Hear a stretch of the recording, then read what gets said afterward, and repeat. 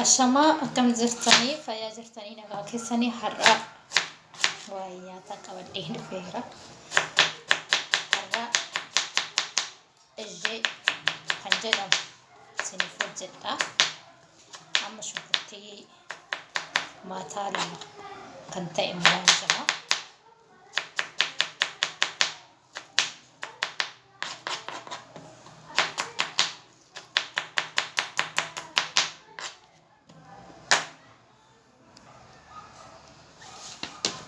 Qopheeffannee irraa kanatti walitti maknu akka achumaan immoo baaduunis jedhanii biyya keenyatti illee maal akka jedhame waamamuun beeku isa kana maal akka jedhame waamamuun beeku dhiifama naa godhaa garuu biyya keenyatti jechuudha. Biyya keenyatti kusbaara isa jedhamu sana biyya keenyatti yeroo wal fuudhinsaa jechuudha. Yeroo fuudhinsaa yeroo mushurraan yookaan immoo gaa'ela fuudhaaf heeruma irratti yommuu inni fidatee dhufu yookaan mucichi fidatee dhufu suni lafarra gosnaa fi lafarratti harcaasnee fiti sirbinaa fi galgala yommuu fidee dhufu sandichaadha kusbaara. Garuu biyya kanatti itti xaqqamamu akka nyaataaf baay'ee itti fayyadamu asitti keessayyuu yommuu fasooliyaa fa'aa hojjetan yommuu mukhayya jedhan tokko hojjetan yeroo baay'ee itti fayyadamu maqaa isaanii sirriitti afaan arabaatiinis ni waama garuu dandee waamu afaan keenyan hin beeku waan ta'eef gabaamatti hin beeku kan beektan garuu naa barreessaa koommentii alatti hin beeku isuma kanaayyuu maqaa isaa hin beeku maqaa isaa amaariffaanis hin beeku oromoffaanis hin beeku garuu afaan isaaniitiin ba'aduunis jedhaniin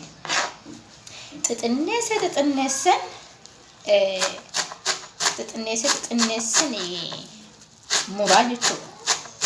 Yommuu xixinneessan muraa maal jetti hojjisiistuun xiyya maallaan jetti yeroo nan akkanatti shunkurtii fi wanna ta'e akkasitti sagalee dhageessisee muru gurran cuftee naan jetti. Ishiin gara shunkurtii muruu dhiisiti irraa faaquu nan dandeessu sanatti nima.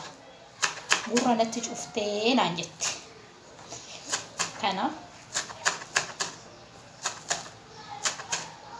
sirriitti xixiqqaatee muramuu qaba. Shunkurtiin illee xinnaatee muramuu qaba.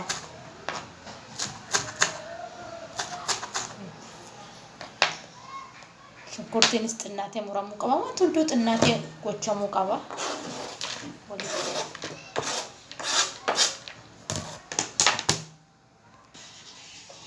Ittaanee immoo hundee adii jechuudha. Shunkurtii adii kana sirriitti muruu qabna. Eegummaan isaa kan mul'annetti sirriitti akka inni afaan keessattis nutti hin beeksisne sirriitti muruu qabna. Haala kanaan hin beektu ijoolleen lammii Itoophiyaa taatan hundi keessanuu akka ta'e dubartummaa hin beektu ni hojjettu. Akka inni sirriitti naa muramu maaliin godhaa? Ashaboon irratti dabala. Akka inni sirriitti naa muramu, akka inni sirriitti naa muratee ittiin nyaata jechuudha.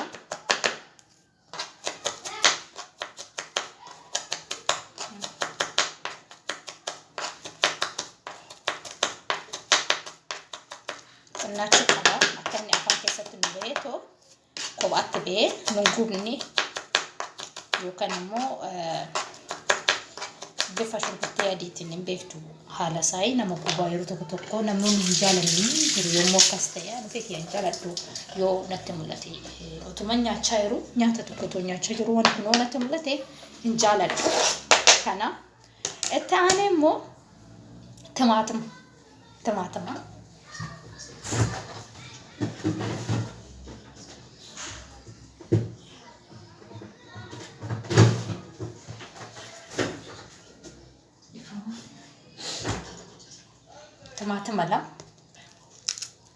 walumaa galatti kan isa barbaachisu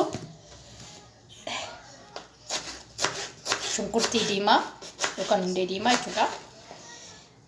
Shunkurtii adii firee wayiin tokko haaluma isin hojjettan jechuudha. Haala baay'een isin hojjettan hin murteessaa. Itti aansee baaduunisi isas baaduunisi lama gootanii sadii gootanii afur gootanii haala maatiin keessan ittiin waliin jiraatan yookaan immoo namoota meeqaf akka qopheessitan isintu beekaa isintu murteessaa hamma dandeessanii jechuudha. Itti aansee timaatimatti aansee immoo waan qimamii ni jira mi'eessituun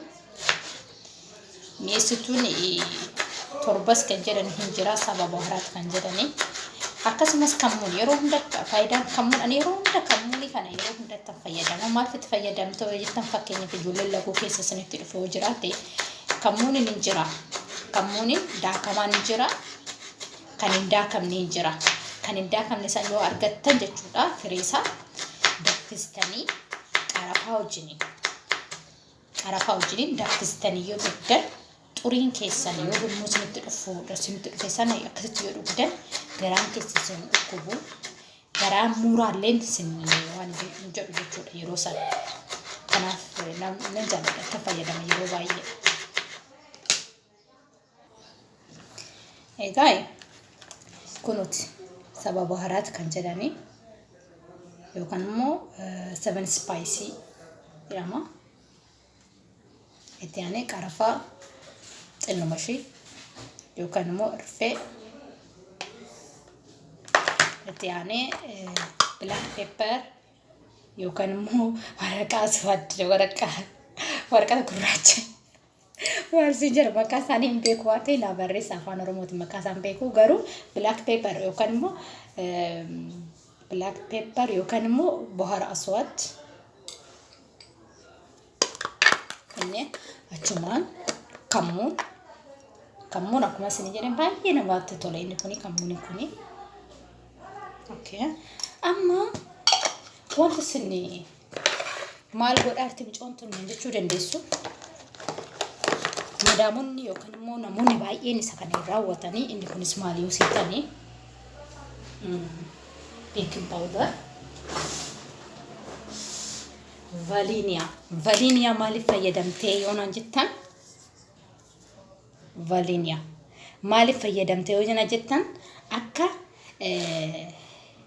buuphaan yookaan killeen hin ajoofne yookaan immoo akka foolii hin qaban dhoowwa xinnumatti goona yoo itti baay'isnee nuuf sirraa'u xinnumatti goona itti aanee immoo isin kun yaarata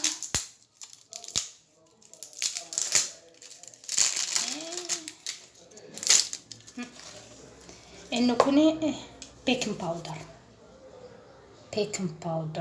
baking powder maaliif fayyadamta hoonaan jettan akka yommuu ani waan keessa kaa'u yommuu ani ibiddarra kaa'u akka inni xinnu daakuun itti waan godhuuf akka inni gadi naalaa hin leenne yookaan immoo akka walitti naalaa hin bukoofneef ta'uudha.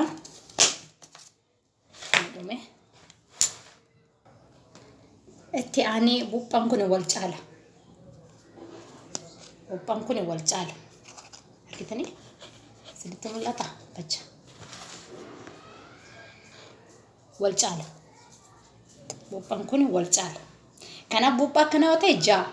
Buuphaa guddaa akkasii yoo ta'e 3 nugaa jechuudha.